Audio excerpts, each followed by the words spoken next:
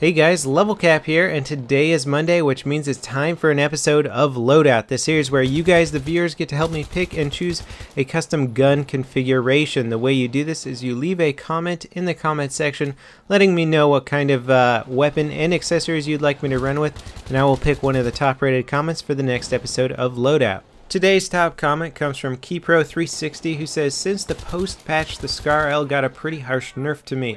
The recoil is uncontrollable for me. I would like to see your opinion about this setup, as Armor Kill is a medium to long range DLC. The gun setup is as follows: Scar L, heavy barrel with underslug or foregrip if needed, Kobra or red dot, M19 or G18 silenced. I noticed that a silenced handgun can be handy. Thanks from the Netherlands.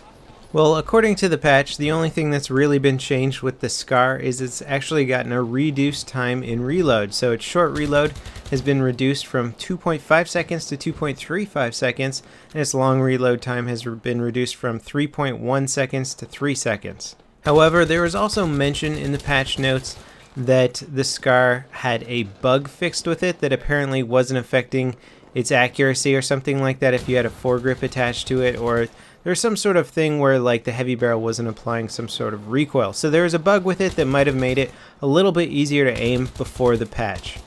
Now, I'll be perfectly honest, I really haven't been using the Scar L too much recently. The rate of fire is just a little bit too slow for me. Now, this is the second slowest firing assault rifle, the slowest being the G3A3, which actually does more damage to make up for its slower rate of fire. The G3A3 can kill somebody in 3 shots, where the Scar L is a 4-shot gun. It does the exact same damage model as any other assault rifle out there. So unless you're taking full advantage of the accuracy benefits from the Scar L, you're going to get outshot at any medium to close range situation if you go up against any other assault rifle.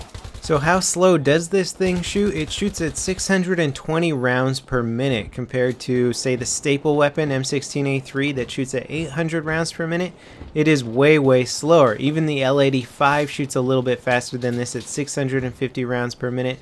The AK-74 shoots at 650 rounds per minute. So it's pretty close to those weapons, but still shaving off a tiny bit of rate of fire with any gun really does hurt its overall damage potential. Now, this gun is highly accurate, and the recoil is very easy to control. It has an identical left pull and right pull, which is actually very good if you're a novice player, because you don't have to worry about the gun pulling too far to the left or the right and having to correct for that. It'll, for the most part, stay centered and just do a little bit of side-to-side wobble, but always come back towards the center eventually. Now, Keypro, you say you have a hard time controlling the recoil or the accuracy of this weapon. It might be because the gun fires so slow that you're not noticing as many hit markers, especially when you're aiming at people really far away. I was noticing that too with this weapon, that you shoot at people that are far away and you expect to get more hit markers than you normally would, but the thing just fires so slow that the hit markers kind of slowly rack up and you don't seem to kill people at long range as fast as you might be used to. Now, the problem, I would say, the biggest problem with the most recent patch is that the really big upgrade in the M416 has kind of put the Scar L out of business, and I'll explain why. Now, before the patch, the Scar L had some of the lowest side-to-side recoil and some of the easiest to control side-to-side recoil. It didn't even pull more to one or the other side. So with the very low side-to-side recoil and easy to control recoil, it was a very good gun for long-range encounters. Now, the M416, however, got a big reduction in side-to-side recoil, where it literally has lower side-to-side recoil than the Scar L, and in terms of vertical recoil, it has a tiny bit more, but the M416 shoots significantly faster than the Scar L with less side-to-side recoil, making it ultimately just as accurate of a weapon if you can manage that vertical recoil, which is pretty easy to do in most cases. So basically, now why use the Scar L if you've got a gun that's just as accurate but can fire over 100 rounds per minute faster? Well, one of the few reasons to use the Scar L instead of the M416 is if you're not very good at recoil control. And there is definitely a need for weapons in this game that are easier to use. Just like any game, you know, not everybody is going to have mastered recoil control, or perhaps there's just a lot of casual players out there that need guns that are a little bit easier to aim.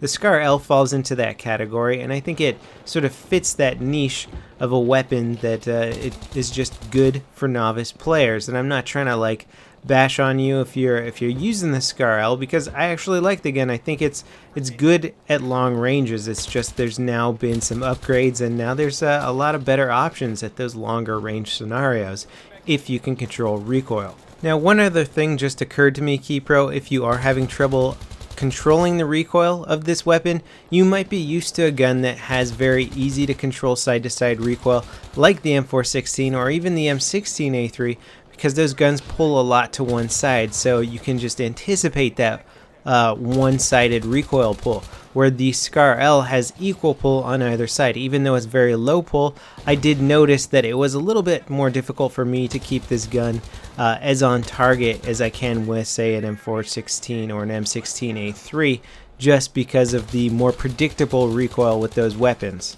Now, I would say putting a foregrip on this weapon is a big no-no, just because you really do want to maintain your accuracy at range. The foregrip is going to reduce your aimed accuracy and reduce your side-to-side recoil, but the side-to-side recoil is very low with this weapon. Not worth putting a foregrip on it to reduce it any further. The only other reason to put a foregrip on a weapon is if you're really trying to improve its hipfire a lot. That can sometimes help with a foregrip, but the Scar L doesn't really need any hipfire assistance. It's not that it has good hipfire, it's just you don't want to be using this gun in close quarters anyway. So if you're close enough, you better just hope that your opponent is not aware of you or just not a very good player. Otherwise, you're going to lose that battle. Now, I get revived from this guy's grenade here, and this is some really bad gameplay on my part, but I just get lucky. I run out here and I notice there's like an entire group of guys just sitting here, standing in the middle of the street. Managed to clean up all of them with a grenade and a few bursts, and guys are just running down here. That guy goes to try and get a revive, and then this guy over here goes running down there. Luckily, they're not seeing me on the mini-map. I'm seeing them on the mini-map. I'm seeing them everywhere. Totally exposed out here. There's even, I can see a sniper glint in the distance, and he's shooting at me. I'm trying to return fire. Somehow managed to take out this sniper. Just the absolute luckiest moment of gameplay I've had in a long while. Really stupid play, but somehow managed to survive it. So in terms of modifying this loadout at all, Kepro or Keypro, however you want to say your name, I'm sure I've been butchering it, but I would say you picked the appropriate loadout. Not using a foregrip is good. Heavy barrel is a must with this. You really want to keep your bullet velocity up and your accuracy up when aiming down sights. I love the Kobra sight, as you know, so I really like the way that the gun is set up. It's just such a slow firing weapon, and if you do achieve a level of gameplay where you can manage recoil really well, then I would say take the M416 over this weapon. You know, the rate of fire is just going to really help you drop people at those longer distances much faster than you can with the Scar L. It's not so much an issue of accuracy for me as it is for rate of fire, you know, and the Scar L, even though with the side-to-side sway, is not so bad at long range. You can definitely maintain a pretty decent accuracy.